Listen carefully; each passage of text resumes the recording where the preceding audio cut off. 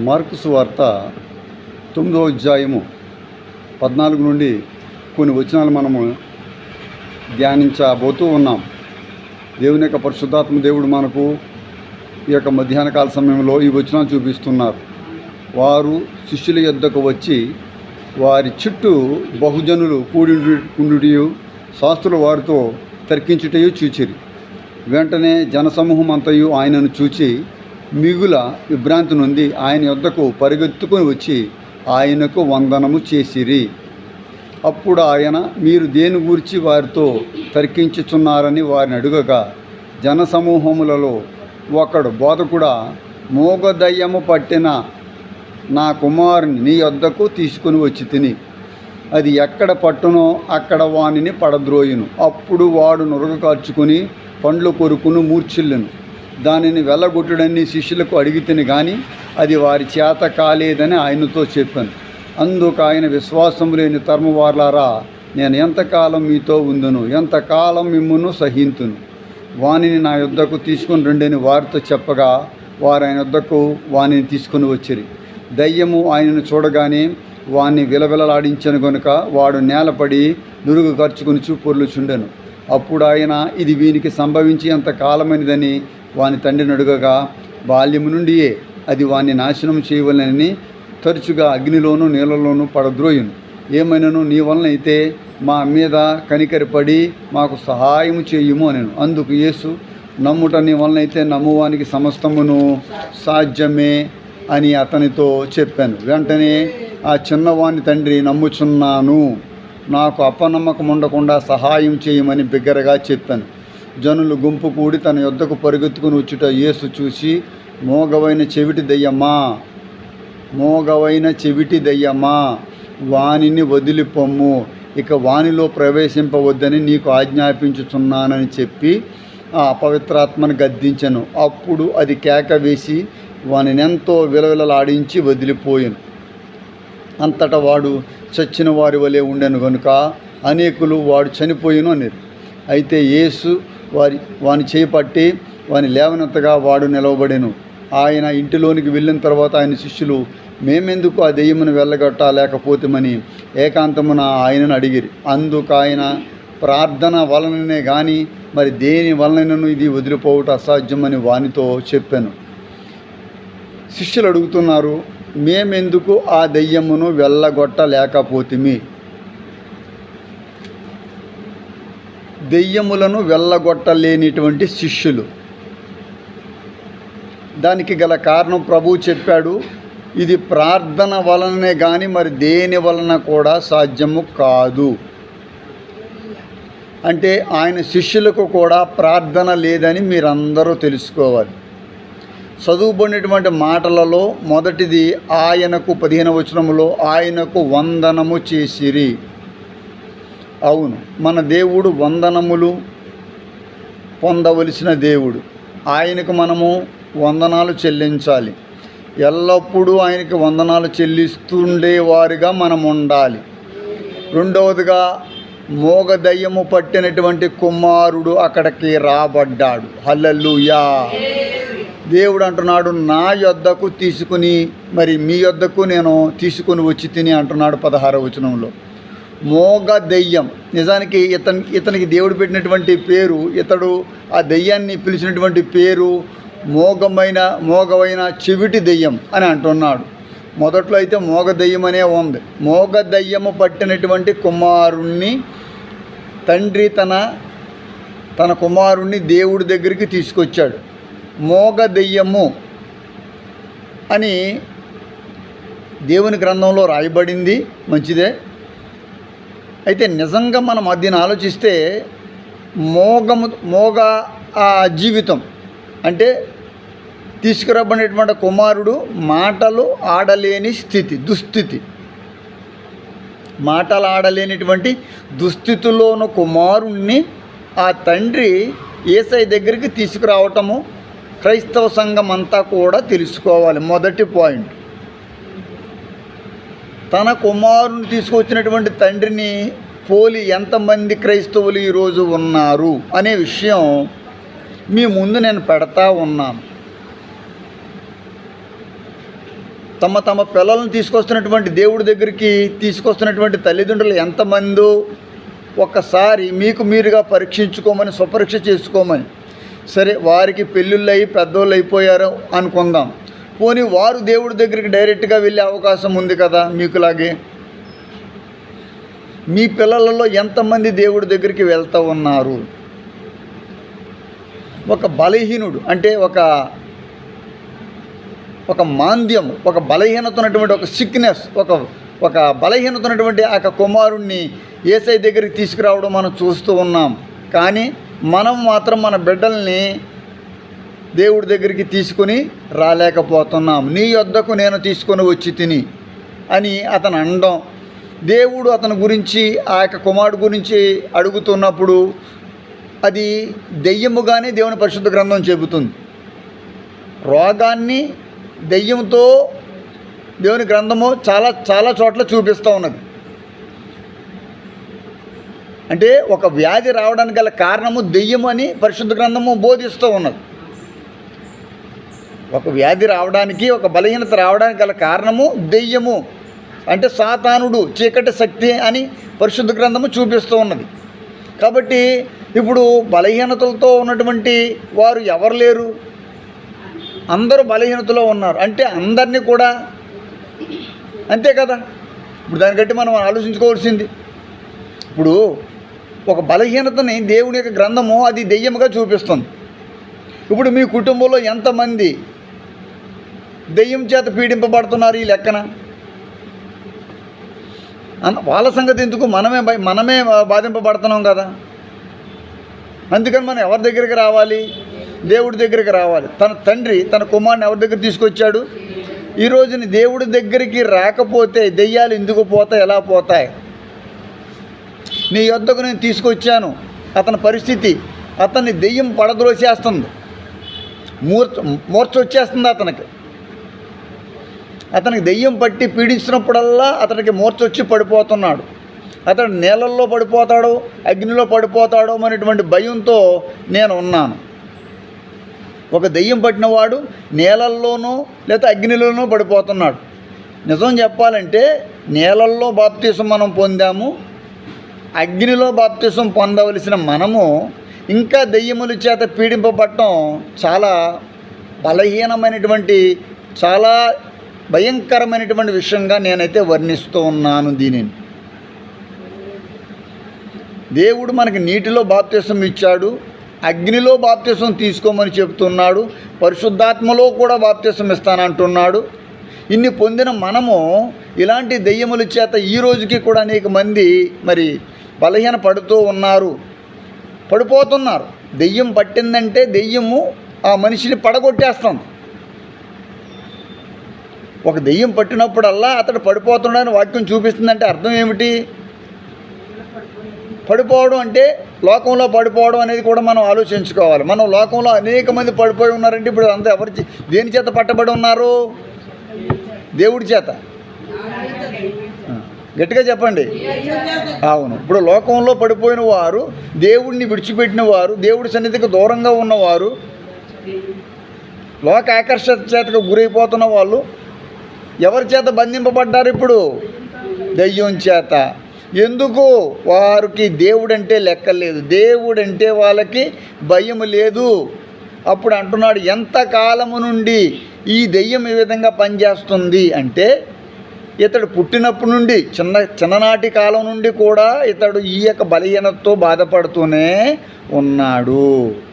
చాలా కాలం, పుట్టిన నాటి నుండి కూడా ఆ యొక్క మరి కుమారుడు బాధపడుతున్నాడు. అప్పుడు శిష్యుల దగ్గరకు వచ్చాడు ఆయన. మొట్టమొదట ఎవరితో ఇంటర్వ్యూ చేశాడు? తండ్రితో మాట్లాడుతున్నాడు. ఏ తండ్రి అయితే తన కుమారుని తీసుకొచ్చాడో ఆ తండ్రితో మాట్లాడుతున్నాడు. ఏమని? ఏంటి, వాట్ ఈస్ ద ప్రాబ్లం, ఎందుకు వచ్చావు, ఏమైంది, ఈ కుర్రోడికి ఎప్పటి నుంచి ఇలా ఉంది అన్నాడు. ఇప్పుడు టర్న్ చేశాడు ఆయన, ఫేస్ టర్న్ చేసి ఎవరి వైపు తిరిగాడంటే శిష్యుల వైపు తిరిగాడు. ఇప్పుడు శిష్యులతో మాట్లాడుతున్నాడు. ఎంతకాలం నేను మీతో ఉంటాను, నెంబర్ 1. ఎంతకాలం మిమ్మల్ని సహిస్తాను అంటే దేవుడు సహించేయడానికి కూడా ఒక కాలం అంటూ ఉన్నది అనేటువంటి కొత్త విషయాన్ని మీరు తెలుసుకోవాలి. నిరంతరము దేవుడు ఎవరిని కూడా సహించడు. ఏ తల్లి ఏ తండ్రి కూడా బిడ్డలని కూడా కొంతకాలమే సహిస్తుంది. ఏ భార్య అయినా కూడా భర్త బాధ పెడుతుంటే కొంతకాలమే సహిస్తుంది. ఏ మనిషి అయినా కూడా మనం బాధపడుతున్నారంటే కొంతకాలం సహిస్తాం, తర్వాత సహించలేము. దేవుడు చెప్తున్నాడు, ఎంతకాలం నేను మీతో ఉంటాను, ఎంతకాలం మిమ్మల్ని నేను సహిస్తాను. అంటే ఆయన సహనానికి ఒక కాలం ఉంది. ఆయన సహనం అయిపోయిన తర్వాత మన మీదకు వచ్చే ఈ కాలం ఎలాంటి కాలమో ఒక్కసారి మనం ఆలోచించుకోవాలి. ఎంతకాలం మీతో ఉంటానంటే అర్థం ఏంటంటే, శరీరరీతిగా నేను మీ మధ్యలో ఇంకా ఉండను కదా. ఇప్పుడు ఇలాంటి వ్యాధిగ్రస్తులు, ఇలాంటి బలహీనులు, ఇలాంటి దయ్యాలు పట్టిన వాళ్ళు ఎవరైనా ఉంటే వారిని మీరు బాగు చేయాలి కదా అని అర్థం. అలాంటి బాగు చేసే అధికారం దేవుడు మనకు ఇస్తున్నాడు. అలాంటి వ్యాధిగ్రస్తుల్ని బాగు చేయడానికి దేవుడి యొక్క శక్తి, దేవుడి యొక్క పవర్ మనతో ఉండాలి. ఇప్పుడు ఆయన మన మధ్యన లేకపోయినా కూడా ఆయన చేసినట్టుగా మనం అద్భుతాలు చేయగలగాలి. అందుచేత ఆయన అంటున్నాడు, ఎంతకాలం మీరు ఎలా ఉంటే నేను సహిస్తాను అనుకుంటున్నారు. ఏమీ చేయలేని స్థితిలో శిష్యుల వల్ల ఏమీ కాలేవడం లేదు. ఇప్పుడు శిష్యులు ఎవరు? ఇక్కడ అక్కడ శిష్యులు వాళ్ళు, ఇక్కడ శిష్యులు ఎవరు? మనం అంతా. నేను కూడా శిష్యుడినే, పోనీ కాదు, నేను కూడా శిష్యుడినే, బాగానే ఉంది. ఎంతకాలం నన్ను నిన్ను సహిస్తాడు ఏమి చేయకుండా కూర్చుని ఉంటే? ఇప్పుడు చూడండి, ఇంట్లో భర్త పనికి వెళ్ళట్లేదు అనుకోండి, భార్య వెళ్ళి వాళ్ళ అమ్మ నాన్నతో చెప్తుంది, ఇతను పనికి వెళ్తలేదు, ఇతడు నాకు డబ్బులు సంపాదించి నాకు పెడతలేదు అంటారు. నేను ఇంక ఇతనితో ఇక్కడ ఉండనా లేకపోతే మీ దగ్గరకు వచ్చానా అని అడుగుతుంది. ఎందుకంటే కొంతకాలం సహించిన తర్వాత ఏం చేయలేదండి, ఎవరైనా సరే చేయలేరు, ఎవరు కూడా. ఇప్పుడు మీరు కూడా ఏమీ చేయలేని స్థితిలో ఉంటే ఎట్లాగా? అంటే దేవుడి కొరకు ఏదో ఒకటి మనం చేయాలి. దేవుడు రాజ్యాన్ని నిర్మించాలి. దేవుడు రాజ్యపు పౌరసత్వం పొందిన నీవు ఈ లోకంలో ఆయన రాజ్యాన్ని ఎస్టాబ్లిష్ చేయాలి. నా నీతిని, నా రాజ్యాన్ని మొదట వెతకండి, అప్పుడు మీకు సమస్తమును నేను అనుగ్రహిస్తాను. ఏమీ చేయలేని స్థితిలో, సంఘానికి రాలేని దౌర్భాగ్యమైన స్థితి. నేను ముందుగా చెప్పాను, కొంతకాలానికి అవునో కాదో అనేది మీరు చూస్తారు. నేను చెప్పిన మాట మళ్ళీ తిరిగి తీసుకోను. ఎందుకంటే నేను అగ్నిలో మాట్లాడతాను. నేను చెప్పిన మాటకు బౌండ్ అయి ఉంటాను. అయ్యో నేను ఎలా మాట్లాడాను లేకపోతే ఇది చెప్పానని అన్నాను, ఒక్కసారి అన్నానంటే దానికే కట్టుబడి ఉంటాను. ఎందుకంటే అది ఎక్కడి నుంచి వస్తుందంటే మాట పైనుంచి వస్తుంది తప్ప నా నోట్లోంచి వచ్చే మాట కాదు. ఎంతకాలము దేవుడి సన్నిధికి దూరంగా ఉంటారు, ఎంతకాలమైనా సహిస్తాడు. నువ్వు అలాగుంటే నీ సోకులు చూసుకుంటూ, నీ కుటుంబాన్ని చూసుకుంటూ, నీ కాలం అంతా కూడా వాళ్ళతో గడుపుతున్నావు. మళ్ళీ ఇక్కడికి వచ్చి ఏదీ లేనప్పుడు బియ్యం కూడా లేదండి, కూరగాయలు కూడా లేవండి అంటే ఎవరేం చేస్తారు మామూలుగా? అందుకనే ఇప్పుడు టైం ఇచ్చాడు దేవుడు మనకేమి ఇచ్చాడంటే, మీరు అనుకోవచ్చు మీకేమి ఇవ్వలేదని, మీకు ఇచ్చాడు. మీకు దేవుడు సమయం ఇచ్చాడు, పరిశుద్ధాత్మని ఇచ్చాడు. ఈ రెండింటిని వాడుకుని మీకు మీరుగా కట్టుకోవాలి. జ్ఞానం ఇచ్చాడు, మూడోదిగా జ్ఞానం కూడా. ఇదంతా ఏంటి మరి? ఇది జ్ఞానం కాకపోతే అజ్ఞానమా? లోక జ్ఞానమా? బైబిల్ జ్ఞానం కాదా? దేవుని జ్ఞానం కాదా బైబిల్ అంటే? బైబిల్ అంటే దేవుడి యొక్క జ్ఞానం కాదా? మాట్లాడాలా? మరి జ్ఞానం ఇచ్చాడు, కాలం ఇచ్చాడు, శక్తి ఇచ్చాడు, సమయం ఇచ్చాడు. ఇవన్నీ రిసోర్సెస్ అంటారు వీటిని. నీకు నువ్వుగా కట్టుకుని, నువ్వు కట్టబడిన తర్వాత నీ కుటుంబాన్ని కట్టుకుని, నీ కుటుంబం అంతా కట్టబడిన తర్వాత పక్కన వాళ్ళ కుటుంబాన్ని కూడా కట్టవలసిన బాధ్యత నీపై ఉంది. నేను కట్టబడిపోయాను, నాకు ఉద్యోగం ఉంది, నాకు తినడానికి లోటు లేదు అని అనుకోలేదు నెహెమ్యా ఏం చేశాడో తెలుసండి? నెహెమ్యా బాధ్యత కలిగినటువంటి దేవుని కుమారుడు కాబట్టి తన మూలపిత్తరులు ఉన్నటువంటి యెరూషలేము ప్రాకారం కాలిపోయింది, కూలిపోయింది, నాశనం అయిపోయింది. ఆ ప్రాకారాన్ని కట్టాలి. ప్రాకారం చాలా ఇంపార్టెంట్. ఇల్లు కంటే ఇంటి చుట్టూ ఉండవలసిన గోడ చాలా ఇంపార్టెంట్. ఇల్లు గొప్పతనం కాదు, ఇల్లుకి తలుపు ఉండాలి. తలుపు కాదు, తలుపుతో పాటు దానికి ఒక తాళం ఉండాలి. ఎందుకంటే తాళం ఉంటే సెక్యూరిటీ, తలుపు ఉంటే సెక్యూరిటీ, ఇల్లుంటే సెక్యూరిటీ. కానీ తలుపు ఉండాలి. తలుపు ఉంటే సెక్యూరిటీ, గడి ఉంటే సరిపోదు, దానికి తాళం ఉండాలి. ఇన్ని ఉండాలి. ఇల్లు ఉండాలి, దానికి తలుపులు ఉండాలి, దానికి గడ ఉండాలి, అట్లాగే దానికి ఒక తాళం ఉండాలి. అట్లాగే దేవుడు నీకు సమయం ఇచ్చాడు, హల్లెలూయా, జ్ఞానం ఇచ్చాడు, సమయం ఇస్తున్నాడు, జ్ఞానాన్ని బోధిస్తున్నాడు. అంటే నువ్వు ఎలా నడవాలి, ఏం చెయ్యాలి, ఎలాగ అడిగితే నువ్వు పొందుతావు, ఎలా అడిగితే పొందుతావో చెప్పేశాడుగా ఇక్కడ సీక్రెట్. ఇది ప్రార్థన వలననే కానీ మరి దేని వలన కూడా జరగదు. హల్లెలూయా. మీరు దేవుడు సన్నిధికి రావడం అంటే అండి ఒక ఎత్తే. ఎలాగన్నాను ఏమనుకోకండి, దేవుడి సన్నిధికి కంపల్సరీగా రావాలి. ఇది వచ్చేసినంత మాత్రం నా చేతులు దులుపుకుని నా పని అయిపోయింది, పాస్టర్ గారు ప్రార్థన చేశారు అనుకుంటే కుదరదు. ఒక ఎత్తే.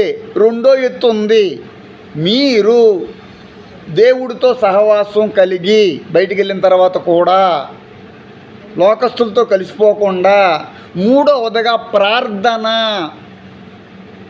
ప్రార్థన శక్తి మాకు కావాలయ్యా, అభిషేకం కావాలయ్యా, ప్రార్థన శక్తి మాకు కావాలయ్యా. ఎంతకాలం నేను మీతో ఉంటాను? ఇప్పుడు ఎంతకాలం మీ తల్లిదండ్రులు మీతో ఉన్నారు? మీ తల్లిదండ్రులు చాలామంది ఇక్కడ అందరి తల్లిదండ్రులు దగ్గర చచ్చిపోయారా లేదా? ఇంకెవరు ఉన్నారా? చచ్చిపోయారు. ఎందుకంటే మీరందరూ ఏజ్డ్ కాబట్టి. వాళ్ళు ఉన్నంతకాలం మీ బాగోగులు చూశారు. వాళ్ళు ఉన్నంతకాలం జనరల్గా ఎవరో ఒకరో ఇద్దరో ఏదైనా మిస్టేక్ అయితే ఉండొచ్చు. జనరల్గా వాళ్ళు ఉన్నంతకాలం మన బాగోగులు చూస్తారు. పెళ్లి చేసేసినా కూడా బయటికి పంపించేసిన తర్వాత కూడా అది ఎలా ఉందో, కూతురు ఎలా ఉంది, పెద్దది ఎలా ఉంది, చిన్నది ఎలా ఉంది, చిన్నోడు ఎలా ఉన్నాడు అని చూసుకుంటూ ఉంటారు, గమనించుకుంటూ ఉంటారు. పిల్లలకి అనేసి ఊరుకోదు. అది సెక్యూరిటీ గురించి. నా పిల్లలు ఎవరైనా ఎత్తుకెళ్ళిపోతారేమో, నన్ను చూశారు కదా అని మళ్ళీ ఒక ఇంటి నుంచి రెండో ఇంటికి, రెండో ఇంటి నుంచి మూడో ఇంటికి, మూడో ఇంటి నుంచి నాలుగో ఇంటికి, ఐదో ఇంటికి, ఎంత సెక్యూరిటీగా.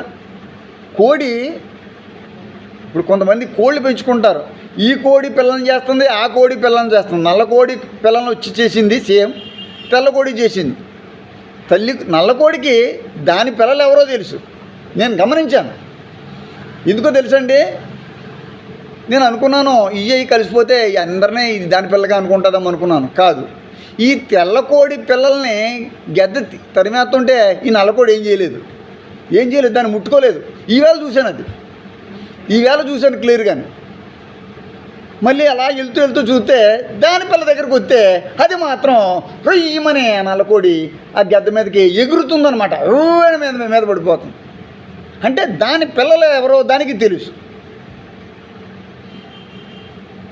దేవుడికి కూడా తన పిల్లలు ఎవరో తెలుసు. హల్లెలూయా. ఆయన అంటున్నాడు, ఎంతకాలం నేను మీతో ఉంటాను. భవిష్యత్తులో జరగబోయేది తన పరిశుద్ధాత్మను పంపిస్తున్నాను కదా, నేను లేకపోయినా నా ఆత్మ మీకు ఆదరణాత్మను కలిగిస్తుంది కదా. నేను ఉన్నాను కదా. దేవుని యొక్క వాక్యం చెప్తుంది, ఎంతకాలం మీరు ఎలాగుంటే నేను సహిస్తాను అనుకుంటున్నారు.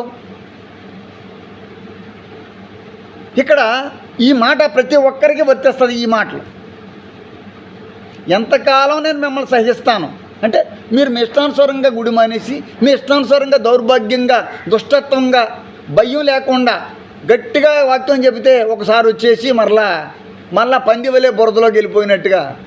అదే కదా చెప్తున్నాను. పంది ఎక్కడికి వెళ్తుంది? మీరు ఎప్పుడైనా ఏదైనా మంచి తెల్ల పంది కనబడితే తీసుకొచ్చి శుభ్రంగా కడిగి స్నానం చేయించి లోపల బెల్ట్ కట్టండి. అయ్యో పాపం రోజంతా బెల్ట్ కట్టేసానని విడిచిపెట్టండి. మళ్ళీ అది ఎక్కడికి వెళ్తుంది అమ్మా? ఎందుకంటే దానికి అదే ఇష్టం. ఎంతకాలం నువ్వు బురదలో ఉంటే అని సహిస్తాడు. దేవుడికి స్తోత్రం గట్టిగా చెప్పండి. ఎంతకాలం పాపపు బురదలో నువ్వు జీవిస్తానంటే ఆయన చూస్తూ ఊరుకుంటాడు. ఇక్కడ సబ్జెక్ట్ అది. ఇప్పుడు ఒక టైము మనకు తెలియని టైంలో పాపం చేసాం, తెలీదు, ఒక వయసులో మనకు తెలీదు పాపం, నిజమే. నీకైనా నాకైనా ఎవరికైనా సరే ఇంకా ఆ టైంలో మనకి ఇది పాపం అని మనకు తెలియదండి. మీరు ఏమనుకున్నా కానీ నేను నిజం చెప్తున్నాను.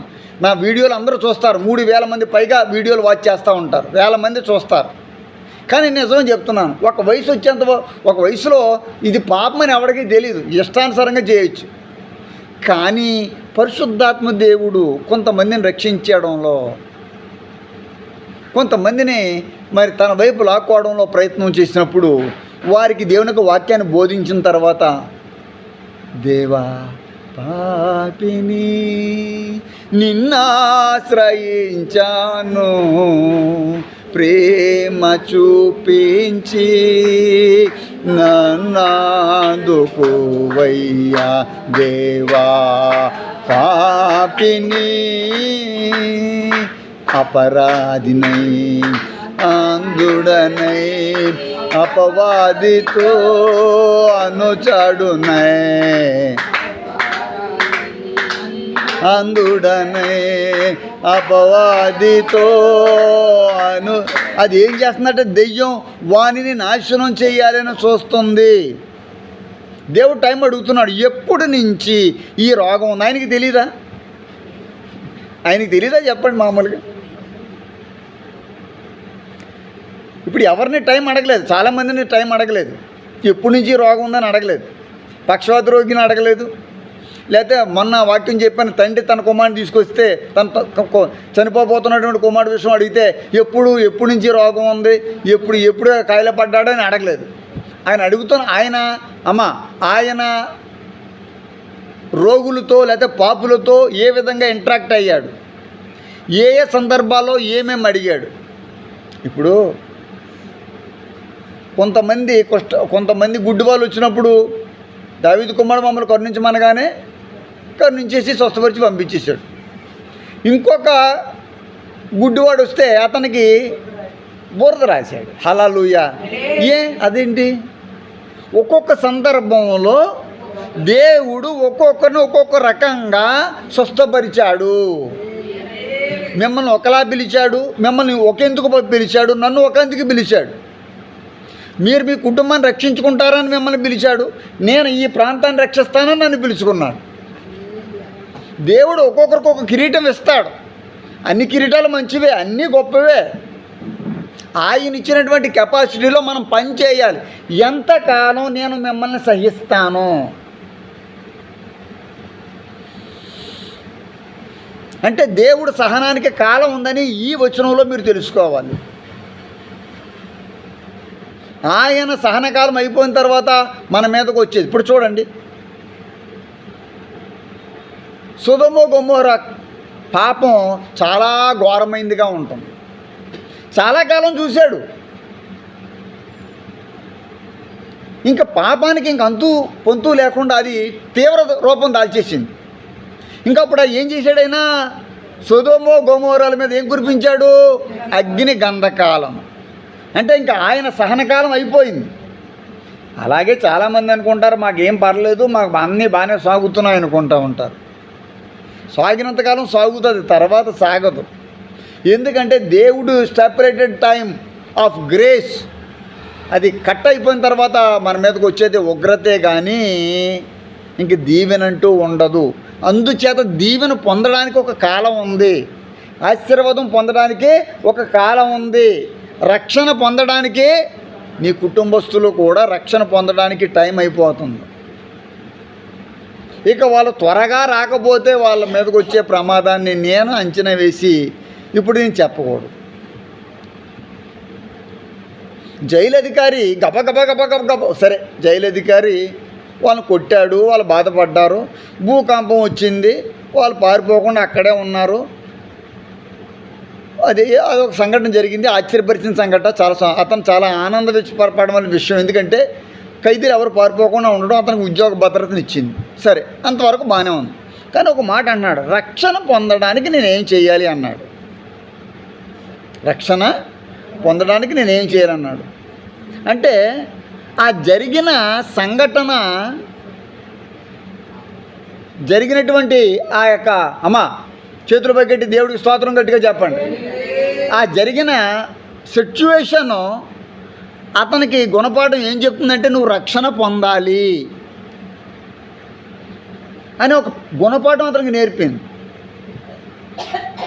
ఎవరైనా అయితే ఏమయ్యా నిజంగా మీరు పారిపోయినందుకు, మీరు ఎక్కడ ఉన్నందుకు మీకు పార్టీ చేస్తాను, మీకు మంచి భోజనాలు పెట్టేస్తాను, మనం అందరూ కలిపి చక్కగా ఉందామయ్యా, ఈ రోజు 2 రోజులు మనం 3 రోజులు హ్యాపీగా గడుపుతాం, తర్వాత మళ్ళీ మిమ్మల్ని నేను జైల్లో వేసేస్తానులే అని అనలేదు. రక్షణ పొందడానికి నేను ఏం చేయాలి అని అన్నాడు. వాళ్ళు ఏమన్నారు? ప్రభువునందు విశ్వాసం ఉంచుము, అప్పుడు నీవును నీ ఇంటి వారును రక్షింపబడుదురు అన్నాడు. ఇతను అడిగింది నేను రక్షణ పొందడానికి నేనేం చేయాలంటే, నువ్వు రక్షణ పొందితే నీవును నీ కుటుంబమును, నువ్వు ప్రభువుని యేసునందు నీవు విశ్వాసం ఉంచితే నీవును నీ కుటుంబమును రక్షింపబడతారన్నారు. మాట విన్నాడు సరిగ్గా. నేను చెప్తున్న మాటలో ఉన్నటువంటి అర్థం చూడండి. ప్రభు అయిన యేసునందు నువ్వు విశ్వాసం ఉంచు, నువ్వు విశ్వాసం ఉంచితే నీవును నీ కుటుంబం కూడా రక్షింపబడతారు. ఇప్పుడు మీరు విశ్వాసం ఉంచారా లేదా? ఉంచారా లేదా? ప్రభు అయిన యేసునందు విశ్వాసం ఉంచారా లేదా? మరి కుటుంబం ఏమైంది? ఇప్పుడు దేవుడి మాట ఎక్కడైనా కూడా నిరర్ధకం కాకూడదు. ఎక్కడైనా అది నిజమే, ఎవరి జీవితంలో అయినా నిజంగా జరగాలి. నేను చెప్తున్నాను, మళ్ళీ చెప్తున్నాను, ప్రభువు అయిన యేసునందు నువ్వు విశ్వాసం ఉంచుము. చెప్పండి. అప్పుడు నీవును నీ కుటుంబమును ఏం పడుతుంది? అర్థమైందని చెప్పింది. నీవును, మరి నీ కుటుంబం, మీరు అనుకోవచ్చు మీ శారీరక కుటుంబం గురించే నేను మాట్లాడతలేదు.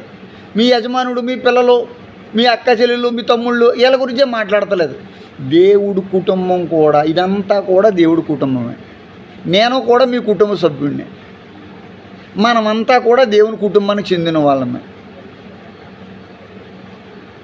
మనం అందరూ దేవుడి కుటుంబంలోకి వచ్చినాం. దేవుడి కుటుంబంలోకి రాని వారు కూడా దేవుని కుటుంబస్తులే, కానీ వాళ్ళు రావడం లేదు.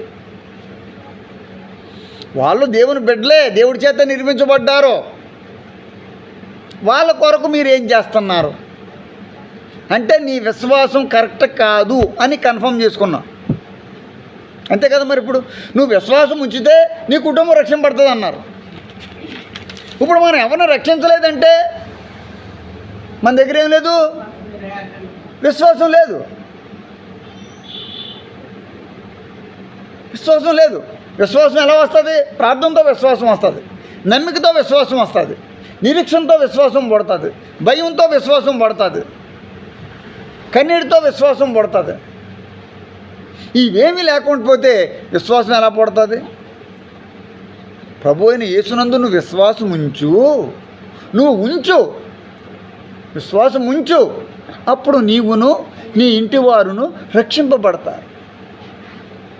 అన్నయ్య ఒక చోట ఉన్నాడు, తమ్ముడు ఒక చోట ఉన్నాడు, కూతురు ఒక చోట ఉంది, కొడుకు ఒక చోట ఉన్నారు. చల్లా చెదిరైపోయింది. దేవుడు ఏం కోరుకుంటున్నాడు తెలుసండి? మీ కుటుంబం అంతా ఐక్యతగా ఒక చోట, మీ కుటుంబస్తులందరూ దేవుడి యొక్క కృపలో వర్ధిల్లాలని దేవుని యొక్క కోరిక. సైతాను కోరిక ఏంటో తెలుసా? పడగొట్టేయడం, చెడగొట్టేయడం, విడగొట్టేయడం. చప్పటి కొట్టి స్తోత్రం చెప్పండి. మరి ఈ రోగిని ఏం చేస్తుంది? ఆయన ఎక్కడ పడితే అక్కడ పడగొట్టేస్తుంది. దెయ్యం పట్టినప్పుడు అలా పడిపోయి ఆడికి ఏమొచ్చేస్తున్నాయి? మూర్ఛ. అందుకే వాక్యం అంతా చదివాను, వచ్చినదంతా కూడా. ఏదైనా ప్రశ్న అడిగినప్పుడు చెప్పగలగాలి. బ్రెయిన్ ఎక్కడ పెట్టాలా, దృష్టి ఎక్కడ పెట్టాలా.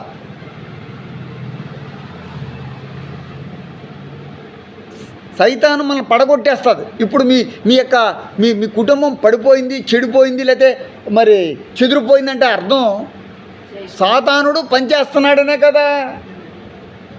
ఇప్పుడు ఈ మోగ దెయ్యం పట్టినోడు ఎలాగైతే వాడు మాట్లాడలేని స్థితిలో ఉన్నాడో నువ్వు కూడా దేవుడి గురించి మాట్లాడలేని స్థితిలోనే కదా ఉన్నావు.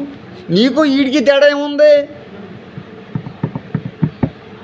బాగా డీప్గా మనం వెళ్తే నువ్వు దేవుడి గురించి ఎవరితో చెప్తున్నావు? చెబితే పర్లేదు, చెప్తున్న వాళ్ళు నేను ఏమనలేను. మీరు చెబుతుంటే అది మీకే తెలియాలి, ఈవిడ చెప్తుందో లేకపోతే ఆవిడ చెప్తుందో మంచిది. చెబితే ఓకే, దేవుడి గురించి చెప్పాలా. నువ్వు చెబుతూ లేదంటే నిన్ను మోగదయ్యం పట్టించేసిందనమాట లెక్క. హల్లెలూయా. ఇది ఖచ్చితత్వం. దీంట్లో ఏమీ కూడా కాంప్రమైజ్ లేదు. మనం చెబుతూ లేదా అంటే అర్థం ఏంటంటే మనల్ని మోగదయ్యం పడగొట్టేసింది. మనం దేవుడి గురించి మాట్లాడలేకపోతున్నాం ధైర్యంగా. నీకు ధైర్యం లేదు. ఎందుకు లేదంటే నీకు విశ్వాసం లేదు. చేతుల పైకైతే స్తోత్రం చెప్పండి. నీకు ధైర్యం ఎందుకు లేదంటే నీకు దేవుని యందు విశ్వాసం లేదు. మేము అగ్నిలో నడుస్తాం, ఏముంది వాళ్ళ దగ్గర? ధైర్యం. ఎందుకు?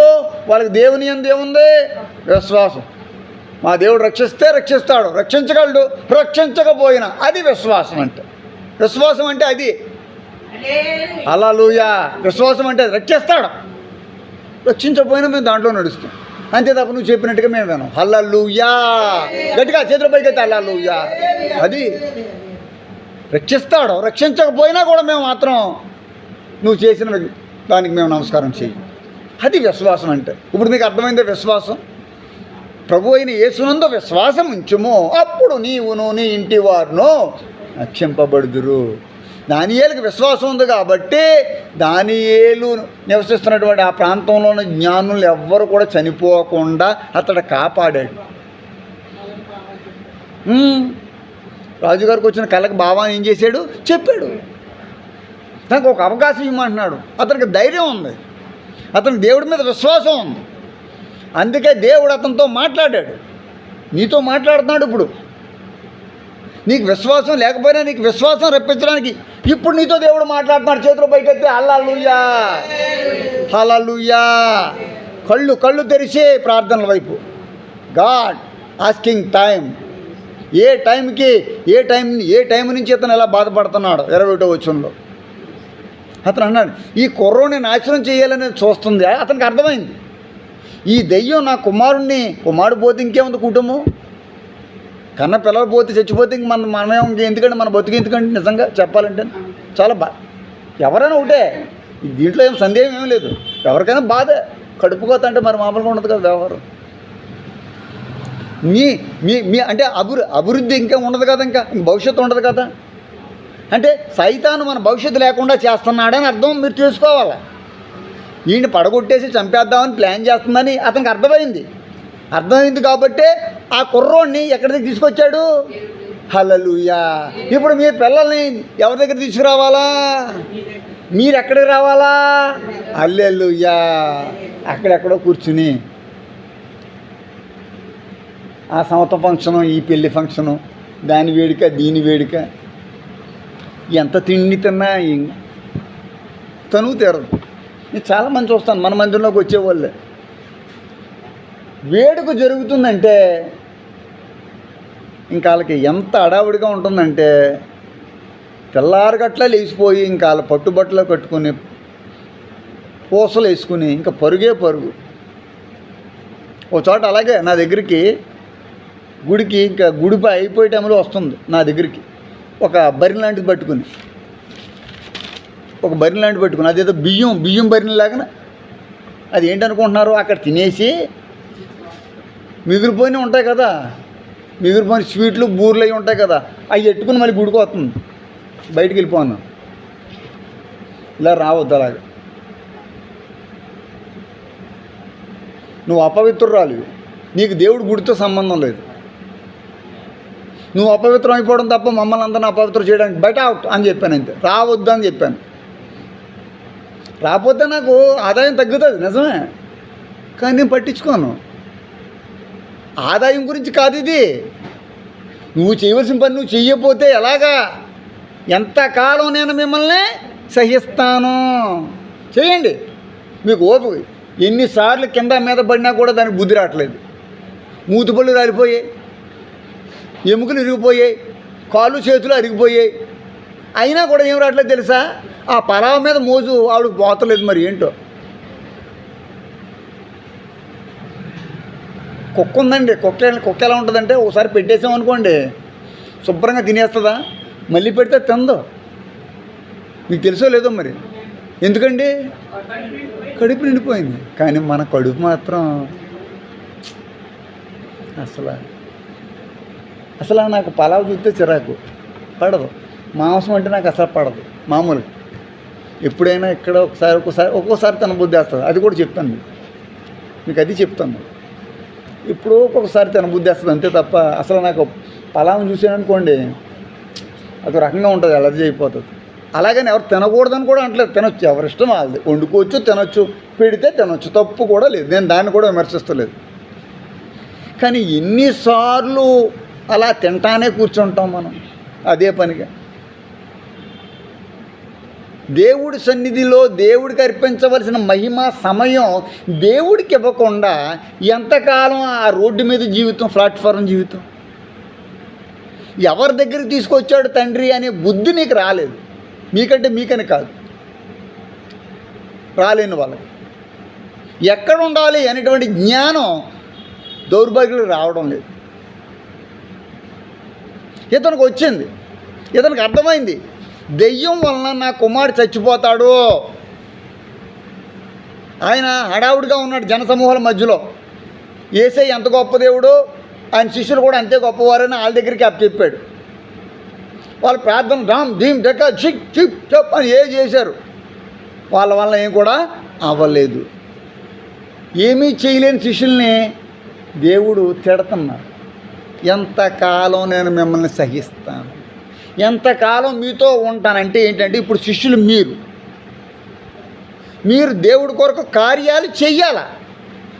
నేను కానుకలు ఏమని అడుగుతలేదే, అమ్మా నువ్వు దక్షిణ భాగం ఇచ్చావా లేకపోతే ఇంకోటి ఇచ్చావా అని నేను మిమ్మల్ని ఎవరిని బెదిరించడం లేదే. నేను అడుగుతుందంటే మీరు కార్యాలు చెయ్యగల శక్తి రూపంలోకి రావాలా. చెప్పండి కూడా స్తోత్రం చెప్పండి. దేవుడు ఎవరినైనా వాడుకుంటాడు. దేవుడికి ఒక ముసలోడు కావాల్సి వచ్చింది, ఒక పెద్ద జనరేషన్ ఇశ్రాయేల్ జనాంగాన్ని తయారు చేయడానికి కుర్రోళ్ళు పనిచేయలేదు. 75 సంవత్సరంలో అబ్రాహాం పిలిచాడు, 25 సంవత్సరాల తర్వాత పిల్లలు పుట్టారు. మరి అతను ముసలోడు కాదా? ఈ ముసలోడు అంటే నేను అబ్రాహాం గారిని విమర్శించాలని కాదు, ఈ ముసల వయసులో ఉన్నవాడు తప్ప దేవుడికి ఇంకెవరు కనబడలేదా? దేవుడు ఎవరినైనా వాడుకోగలడనే విషయం దీని ద్వారా మీరు నేర్చుకోవచ్చు. చప్పట్లు కొట్టి స్తోత్రం. వృద్ధాప్యంలో ఉన్న వారిని కూడా వికసింప చేయగలడు, బలపరచగలడు. చప్పట్లు కొట్టి స్తోత్రం. వాడుకోగలడు, బలపరచగలడు. మీ ద్వారా ఇతరులను బలపరచగలడు. మిమ్మల్ని బలపరచడం ఎందుకంటే ఇతరులను మీరు బలపరచాలి. దేవుడు విడిచిపోద్దా, అతన్ని నువ్వు విడిచిపో, ఇక నువ్వు వానిలో ప్రవేశించవద్దని గద్దించాడు. ఇక్కడ 2 సబ్జెక్టులు మళ్ళీ ఆయన మాట్లాడుతున్నాడు. ఆయన విడిచిపోమ్మని అండమే కాకుండా మళ్ళీ తిరిగి నువ్వు అతనిలోకి, అంటే సైతానికి లేకపోతే దెయ్యానికి ఒక అలవాటు ఉంటుంది, ఏంటంటే పోయినట్టు పోయి మళ్ళీ తిరిగి ఆ ఇంట్లోకి రావడానికి అవకాశం. చెప్తుంటే కొంతమందికి అర్థమవుతుంది, కొంతమందికి అర్థం కాదు. సైతానికి ఉన్న లక్షణం ఏంటంటే ఒక వారం బాగుంటారో మరలా 2వ వారం వచ్చేటప్పటికి మళ్ళీ పాత జీవితంలోకే పోతారు. నీకు అర్థమవుతుందా? ఎవరిని ఉద్దేశించి మాట్లాడుతున్నానో, ఎవరి గురించి ఈ మాటలు వస్తున్నాయో మీరు అర్థం చేసుకోవాలి. ఒక వారం బాగానే ఉంటారండి, ఒక వారం మరలా 2 వారాలు అయ్యేటప్పటికి మరలా పాత జీవితమే. అలా పట్టుబట్టలో అమ్మా చీలలో పాలావులు. దేవుడికి స్తోత్రం. మళ్ళీ మామూలు జీవితమే, ఒక్క వారమే. వెనక నుండి తన్నింది ఒకరు, తన ముందు నుండి నవ్వింది మరి ఒకరు. వెనక నుండి తన్నింది ఒకరు, తన ముందు నుండి నవ్వింది మరి ఒకరు. గేలి చేసినారు, పరిహాసమాడినారు, ఆయన చెయ్యబట్టి వాని లేవనేశాడు. చెయ్యి పట్టుకోకుండా చాలామందిని బాగు చేశాడే, చెయ్యకుండా. ఈ వ్యక్తి విషయంలో చెయ్యబట్టి వానిని లేవనెత్తాడు. అంటే మన దేవుడు ఎంత గొప్ప దేవుడు అంటే తన చేతితో మనల్ని పైకి లేవదీస్తాడు. ఇక ఎప్పటికీ మనం పడిపోకూడదని చప్పట్లు కొట్టి స్తోత్రం చెప్పండి. ఎప్పటికీ మనం పడిపోకూడదని అంటే ఎప్పుడూ మనం పడిపోవాలని కోరుకునేవాడు ఒకడున్నాడు. ఎవడో ఇప్పుడు నేను నిలబడిపోయాను, నాకు విశ్వాసం వచ్చు, నేను భక్తిగా ఉన్నా ఎంతో విశ్వాసంతో ఉన్నా ఒక అవిశ్వాసం మనలోనికి సైతాన్ని ప్రవేశింపజేస్తాడు. ఒక నిరాశ వచ్చేస్తుంది సడన్గా మీకు. మీరు అలా కూర్చున్నప్పుడు మీకు దుఃఖం వేస్తుంది, ఒక బాధ వస్తుంది మీకు. అదే అవిశ్వాసం. ఇక్కడ వాక్యం అంతసేపు మీకు ఎలాగ ఉంటుందంటే కొంచెం ధైర్యంగా ఉంటుంది, బలంగా ఉంటుంది. బయటికి వెళ్ళిన తర్వాత ఇంకా వాక్యం చాలా రోజులైంది మర్చిపోయారు. మరలా ఏంటి నా బతుకు ఇలాగైపోయింది. ఒక నిరాశ, ఒక నిస్పృహ. సాతానుడికి ఆ రెండు చాలు మీ లోపల ప్రవేశించి మేడ కట్టేయడానికి. దాన్ని బిల్డప్ చేసేస్తాడు, పెద్ద చేసేస్తాడు. అమ్మా నిజమే, ఇంకా నువ్వు నిరాశంగా ఉన్నావు అని నేను ఇంకా టార్చర్ చేసేస్తాడు, చాలా వేధించేస్తాడు. కనుక సాతానుడికి మనం ఏమకూడదంటే చోటు ఇవ్వకూడదు, ధైర్యంగా ఉండాలి. దేవుడికి అసాధ్యమైనది ఏదీ లేదు. ఎల్లప్పుడూ విశ్వాసంగా ఉండాలి. ఎల్లప్పుడూ విశ్వాసంగా ఉండాలంటే ఎల్లప్పుడూ దేవుడిని స్తుతిస్తూ ఉండాలి. దేవుణ్ణి స్తుతించుడి ఎల్లప్పుడూ, దేవుణ్ణి ఎల్లప్పుడూ స్తుతిస్తూ ఉండాలి. నీ సహవాసము విశ్వాసులతో అయి ఉండాలి. దేవుడు ఆ దెయ్యాన్ని గద్దించాడు, తన శిష్యులను కూడా గద్దించేటట్టుగా చేస్తున్నాడు. ఏమయ్యా మీరు ఎంతకాలం నేను మీతో ఉంటాను. దేవుడు అంటున్నటువంటి మాటలే కదా ఇవి.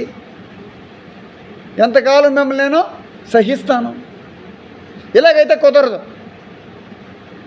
పనిలో కూడా కంపెనీలో యజమానులు ఏం చేస్తారంటే బాగా పని చేసేవాడిని మెచ్చుకుంటారు, బాగా పని చేయలేడు అంటే మొన్న అలాగే చేసావు, డ్యామేజ్ చేసావు, మళ్ళీ ఇలాగ డ్యామేజ్ చేసావుట 2-3 సార్లు చూస్తాడు, 4వ సారి ఏం చేస్తాడు, బయటికి వెళ్ళమంట. ఉదాహరణ చెప్తున్నాను. అలాగనే దేవుడికి ఒక టైం ఉంటుంది. మీకు సమయం ఇచ్చాడు, సద్వినియోగపరుచుకోవాలి. ఇంటికాడ ఏసీలు వేసుకుని ఎండ ఎక్కువ వచ్చేస్తుందని ఇంకా ఎండలు ఎక్కువ వస్తాయి. ఇంకా కాలం ఎలా ఉందంటే గడ్డు కాలం చాలా ఉంది. చచ్చిపోయిన వాళ్ళు చాలా అదృష్టవంతులని మనం ధన్యులు అనుకోవాలి. ఎందుకంటే ఈ భయంకరమైన కాలం చూడకుండా వాళ్ళు కళ్ళు మూసిపోయారు. మనం చాలా భయంకరమైన పరిస్థితులు చూడబోతున్నాం.